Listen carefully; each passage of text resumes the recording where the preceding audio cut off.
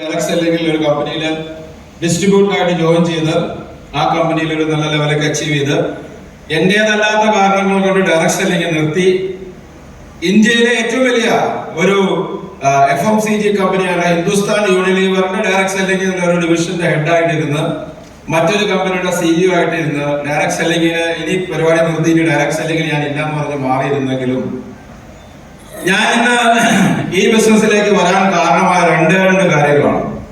ഒന്ന്, എന്റെ സ്പോൺസർ, നമ്മളെല്ലാവരെയും വളരെയധികം ബഹുമാന്യനായിട്ടുള്ള മിസ്റ്റർ മുബീൻ മുഹമ്മദ്, അതായത് എനിക്ക് സ്ക്രീനിൽ കാണാൻ പറ്റുന്നുണ്ടാവും. രണ്ട്, ഈ കമ്പനിയുടെ മാനേജ്മെന്റിന്റെ കമ്മിറ്റ്മെന്റ് ആണ്. കാരണം ലോകത്തിലെ നമ്പർ 1 കമ്പനി എന്നുള്ള കമ്പനിയിൽ ഞാൻ വർക്ക് ചെയ്തുകൊണ്ടിരുന്ന സമയത്തും കേരളത്തിലൊരു പ്രശ്നം ഉണ്ടായപ്പോൾ കമ്പനി സ്കൂട്ടായി. അവസാനം ഞങ്ങൾ ലീഡേഴ്സ് മാത്രം മിച്ചമായി.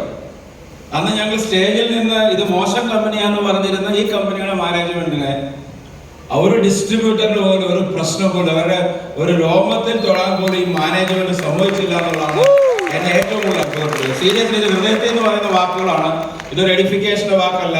ഇത് ഞാൻ ആരും പ്രത്യേകിച്ച് മോട്ടിവേറ്റ് ചെയ്യാൻ പറയുന്നതല്ല, പ്രത്യേകിച്ച് എഡിഫൈ ചെയ്യാൻ പറയുന്നതല്ല. പക്ഷെ ഇതായിരുന്നു എന്റെ പ്രധാന റീസൺ. ഞാൻ കഴിഞ്ഞ ദിവസവും ഞാനും ഹൃദയങ്ങളെ ചോദിച്ച സമയത്ത് ഈ കമ്പനി നമ്മളെ സപ്പോർട്ട് ചെയ്യുന്ന ഒരൊറ്റ വാക്കിലല്ലേ നമ്മൾ ഇതിനകത്ത് ജോയിൻ ചെയ്യുന്ന ചോദ്യം തന്നെ ഉണ്ടായി. തീർച്ചയായിട്ടും അങ്ങനെ ഒരു നമ്മളെ ഇംപെക്കബിൾ ഒരു ലൈൻ ഓഫ് ലീഡർഷിപ്പ് എന്ന് പറയുന്നത്, അത്രയും വലിയ ഒരു ലൈൻ ഓഫ് ലീഡർഷിപ്പിൽ ഈ കമ്പനിയുടെ മാനേജ്മെന്റിൽ തന്നെ ഉണ്ട്. ഡയറക്ട് സെല്ലിംഗ് എക്സ്പീരിയൻസ് ഉള്ള, ഡയറക്ട് സെല്ലിംഗ് പാഷനായ, ഡയറക്ട് സെല്ലിംഗ് ഭ്രാന്തന്മാരായിട്ടുള്ള ഒരു മാനേജ്മെന്റ് ഉണ്ട്. അതുള്ളത് വളരെ ആവശ്യമാണ്. കാരണം ഈ മാനേജ്മെന്റ് ഭ്രാന്തേ നമുക്ക് പിടിക്കുകയുള്ളൂ, മനസ്സിലാകുക. അപ്പൊ അങ്ങനെ ഒരു മാനേജ്മെന്റിന്റെ ഭ്രാന്തം എന്ന് വിളിക്കുന്നത് ശരിയല്ലല്ലോ ഒരാളെ ഇൻവൈറ്റ് ചെയ്യുമ്പോൾ.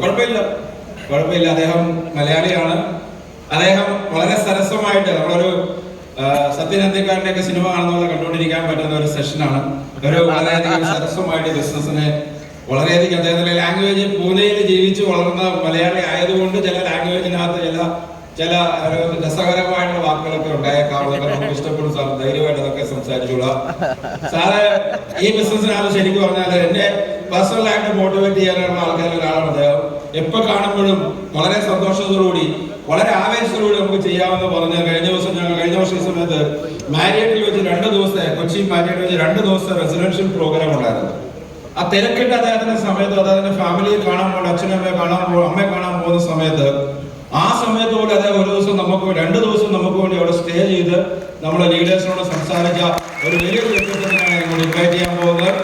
നമ്മളെ നെക്കാണ്, നമ്മുടെ ഭാഗ്യമാണ് അദ്ദേഹത്തിന് ഇന്ന് സ്റ്റേജിലൂടെ കിട്ടിയെന്നുള്ള വെരി ബ്ലാസ്റ്റ് സ്റ്റേജിൽ അദ്ദേഹത്തിനെ ഇങ്ങോട്ട് ഇൻവൈറ്റ് ചെയ്യാൻ വേണ്ടി ഞാൻ അഗൈൻ എല്ലാ RTC ആൻഡ് അബോവ് ലീഡേഴ്സിനെ ഒരിക്കൽ കൂടി സ്റ്റേജിലേക്ക് വിളിക്കുകയാണ്.